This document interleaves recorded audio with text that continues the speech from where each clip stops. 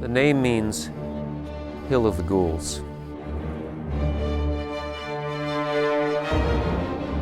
The historians tell me that it's the last name of a family and that this was their burying ground, but I always ask myself, where did they get that name?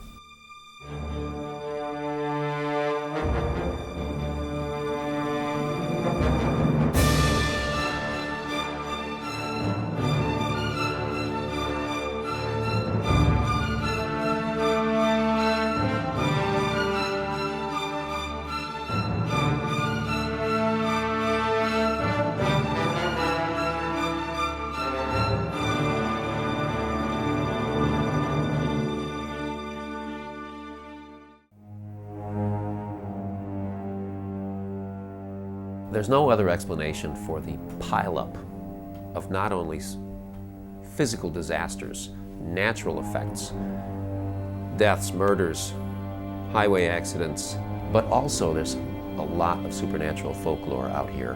Goodleberg Cemetery it's a very, very old cemetery.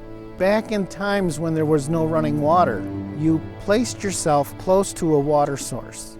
Because of the location of the creek being so close, this is an ideal spot. Prior to the onset of the European time, this would have been a ceremonial place and could very well have been, because of its location of being raised up with two spots on either side being lower, that this would be the place where they would leave their relatives, or this would be the actual burial sites.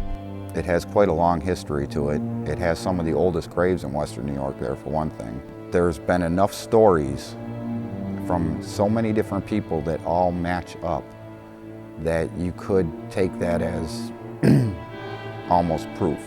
There's been people that have been hurt on their way there, on their way home, actually in the cemetery. This spring, one of our members from our organization was on a investigation with another organization, and he was hit by a car while they were walking along the road on the way there.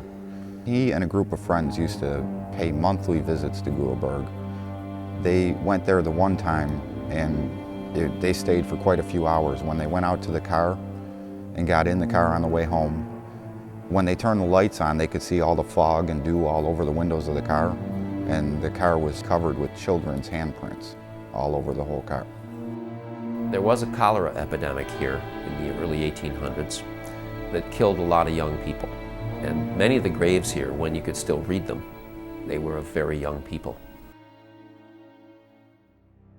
The abortion doctor story is probably the most famous story about Goodleberg. He owned a house across the street. The babies or fetuses would be tossed into the water or buried. And the mothers that didn't make it, it was the same deal, either toss them in the water or bury them. And supposedly, after many years of this and being haunted by the fetuses and the mother's ghosts, he committed suicide by hanging himself from a tree on top of a hill. There are rumors that somebody is conducting ceremonies up here, sometimes very late at night. There are mysterious fires and circles in the earth found. They're not crop circles, they're burned. Nobody knows what it is. Just over there is the grave of a young girl who died at 11 months old in 1895. On May Eve, just a few years ago, someone came here at night and tried to dig her up. I think the grounds are desecrated.